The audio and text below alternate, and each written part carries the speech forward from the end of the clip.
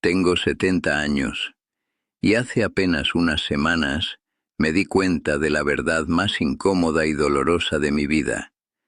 Pasé medio siglo rompiéndome la espalda para construir un castillo, solo para descubrir en el ocaso de mis días que soy un completo extraño para las personas que viven adentro. Me llamo Carlos Martínez. Vivo aquí en Guadalajara, Jalisco.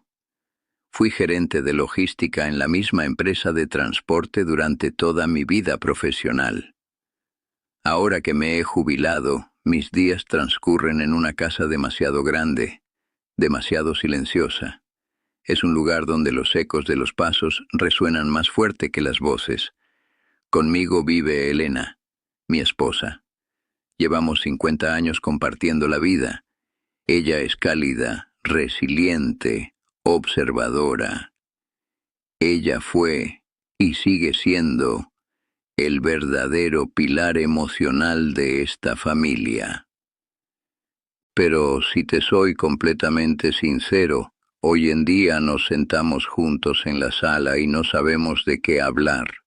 Si no es para discutir sobre el recibo de la luz, la gotera del techo o los problemas prácticos del día a día, el silencio se apodera de nosotros.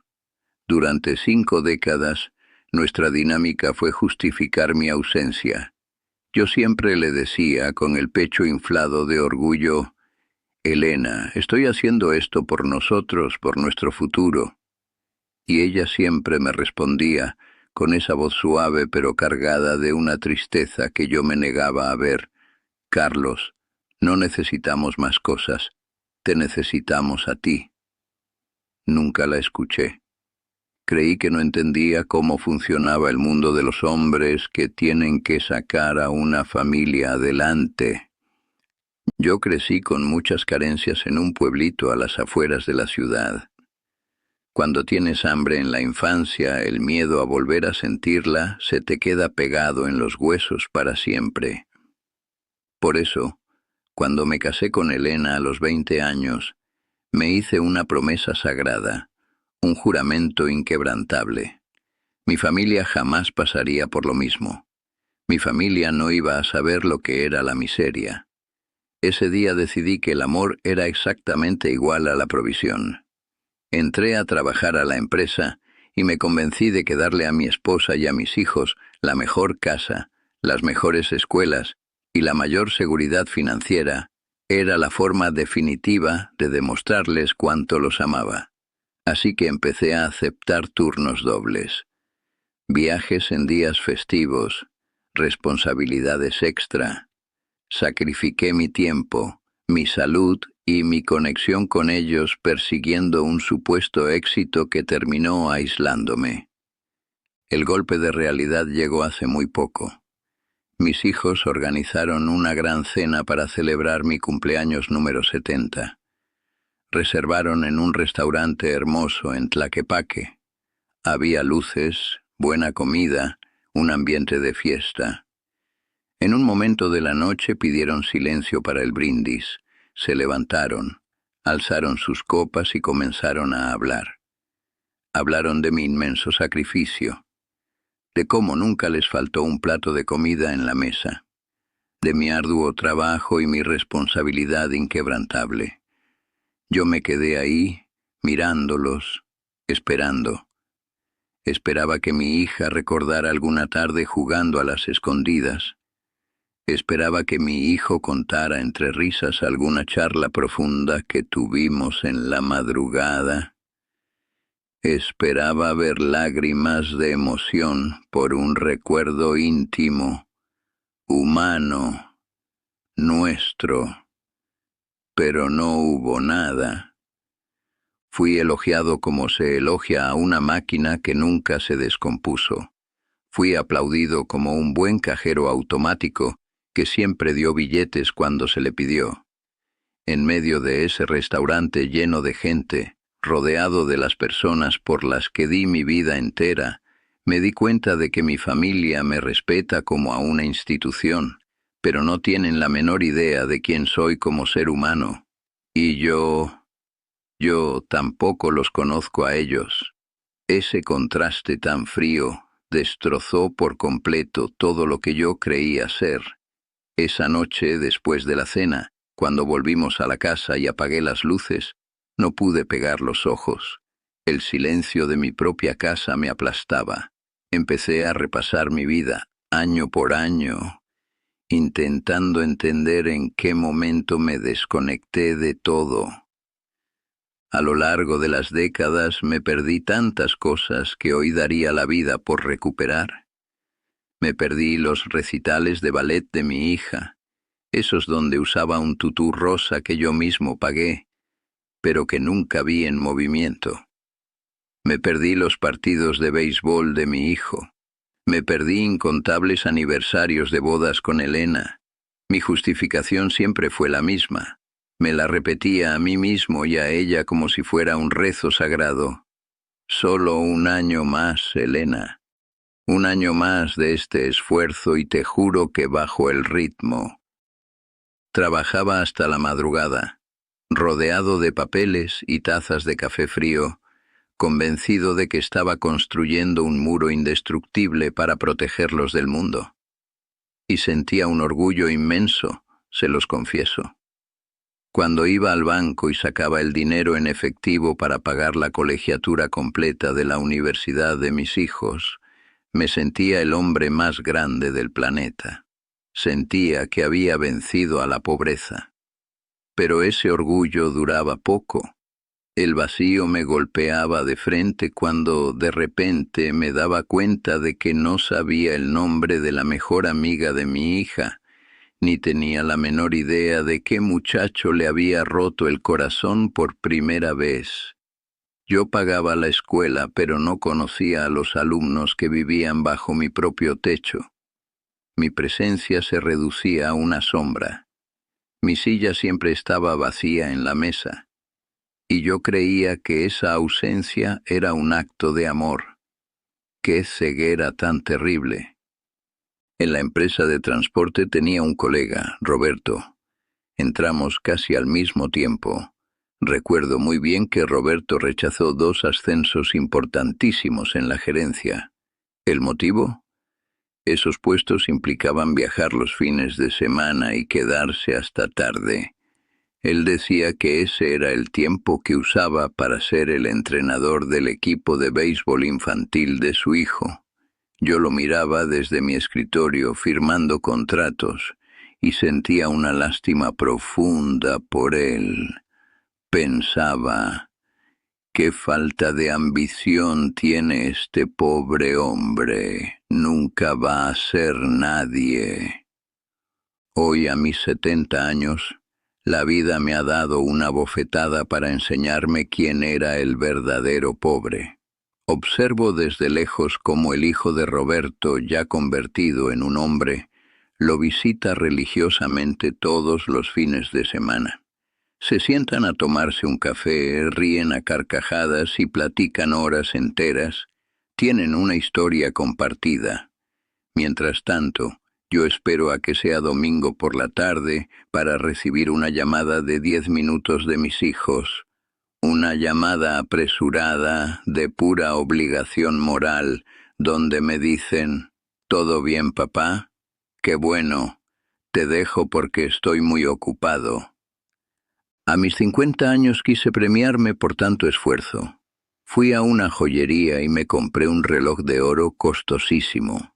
Para mí ese reloj no daba la hora, daba un mensaje. Era el símbolo definitivo de que había triunfado en la vida, de que el niño pobre del pueblo ahora era un gerente exitoso. Como era tan valioso, lo guardé celosamente en una caja fuerte. Era mi tesoro. Hace unas semanas, intentando ordenar mis cosas de jubilado, quise usarlo. Estaba completamente muerto. Lo llevé al relojero del centro, un hombre mayor que yo. Al abrirlo, me miró por encima de sus lentes y me dijo algo que me heló la sangre. Señor, el mecanismo de este reloj está arruinado. Se oxidó por falta de uso. Me quedé paralizado en esa tienda. Pasé mi vida entera comprando máquinas finas para medir el tiempo, obsesionado con el futuro.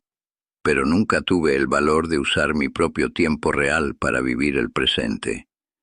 Se me oxidaron los años, se me secó la juventud, guardada en la caja fuerte de mis excusas y mis miedos.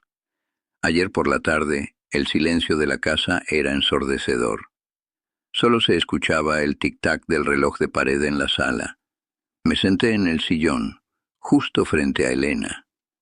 La miré con detenimiento, quizás por primera vez en muchos, muchos años.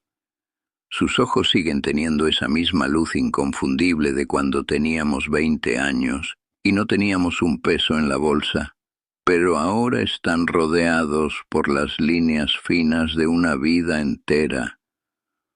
Una vida que ella sostuvo sobre sus hombros mientras yo solo pagaba las facturas.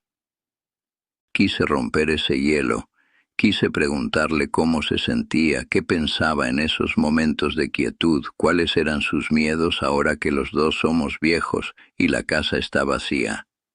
Pero la boca no me dio. Las palabras se me atoraron en la garganta. Me di cuenta, con una vergüenza que me quemaba el pecho, de que no sé hacer preguntas sobre sentimientos. Llevo 50 años dando órdenes, resolviendo crisis de logística, autorizando presupuestos de transporte. Pero no sé cómo decirle a mi propia esposa que me siento perdido, que tengo miedo de no significar nada para ella. Pero supe que ya no podía seguir huyendo. Si el reloj de mi vida se estaba oxidando, tenía que hacerlo andar hoy mismo. Me tragué ese maldito muro de orgullo que construí ladrillo a ladrillo durante medio siglo. La miré a los ojos, sintiendo cómo se me quebraba la voz de una manera que jamás me había permitido, y le dije, «Elena, perdóname». Ella levantó la vista del libro que tenía en las manos, sorprendida. «Perdóname por haber estado tan ausente», le dije, sintiendo que el alma se me partía en dos. Pensé que les estaba dando el mundo entero, pero les quité lo único que de verdad importaba. Les quité a su esposo, les quité a su padre. Te dejé tan sola, Elena. Le supliqué por una segunda oportunidad. Le pedí que me tenga paciencia, que me deje conocerla de nuevo, que me deje aprender a ser el hombre que ella necesitaba, y no el cajero automático que yo creí que debía ser, antes de que sea demasiado tarde. A mis hijos también tendré que enfrentarlos. Tendré que sentarme frente a ellos, ya no como la autoridad intocable que provee el dinero, sino como un anciano vulnerable que le ruega que le enseñen quiénes son realmente. Y Elena, con esa inmensa e infinita bondad que honestamente nunca merecí, no me reprochó nada. Solo dejó su libro a un lado, me miró con los ojos llenos de lágrimas y extendió sus brazos hacia mí. Ese tacto, el calor de sus manos sobre las mías, me hizo entender la lección más grande, profunda y dolorosa de toda mi existencia. Escúchame bien porque esto es la verdad pura. Pasamos nuestra juventud entera intercambiando nuestro tiempo por dinero, absolutamente convencidos de que, más adelante, cuando llegue la jubilación y tengamos el cabello blanco, podremos usar ese mismo dinero para comprar todo ese tiempo de regreso.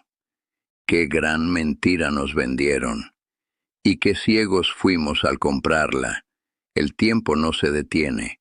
Las relaciones no te esperan en pausa dentro de un cajón, como si fueran un adorno, hasta que tú decidas que ya terminaste de trabajar y estás listo para vivirlas. La verdadera riqueza de un hombre no se mide por la cantidad de ceros que deja en una cuenta bancaria, ni por el tamaño de la casa que construyó o los autos que compró. La verdadera riqueza se mide única y exclusivamente por los recuerdos que dejas en la mente y en el corazón de las personas que amas. Por eso hoy quiero preguntarte a ti, que me estás escuchando, Mírate por un segundo y respóndete con total honestidad. ¿Estás posponiendo tu vida y a tu familia para algún día que tal vez nunca llegue? Si hoy mismo te jubilaras, si de pronto tu trabajo, tus títulos, tus problemas de oficina y tus ocupaciones desaparecieran por completo, ¿sabrías de qué hablar con la persona que duerme a tu lado todas las noches? ¿Conoces a tus hijos o solo conoces sus calificaciones y las tallas de su ropa? ¿Tus seres queridos de verdad necesitan más de tu dinero o lo que están suplicando en un silencio desgarrador es tu presencia? No cometas mi error. Te lo dice un hombre que llegó a la cima de su montaña solo para darse cuenta de que estaba en la cordillera equivocada. No esperes a llegar a la línea de meta, exhausto y viejo, para darte cuenta de que corriste toda tu vida en la dirección contraria a la felicidad. La presencia, el estar ahí, entero, escuchando, jugando, abrazando y amando de verdad. Ese es el único legado que verdaderamente perdura cuando nuestro tiempo aquí se termine. Si estas palabras te movieron algo por dentro, si sentiste que esta historia te habla a ti o a alguien que conoces que está trabajando demasiado y perdiéndose la vida, te pido de corazón que se la compartas. Quizás sea el mensaje exacto que alguien necesita escuchar hoy para apagar la computadora, levantarse de su escritorio y volver a casa a tiempo para cenar con su familia. Déjame un comentario contándome qué piensas de todo esto y suscríbete para que sigamos platicando. Porque mientras haya aire en los pulmones, siempre estamos a tiempo de cambiar el rumbo. Ve con los tuyos, no mañana, hoy, ahora mismo.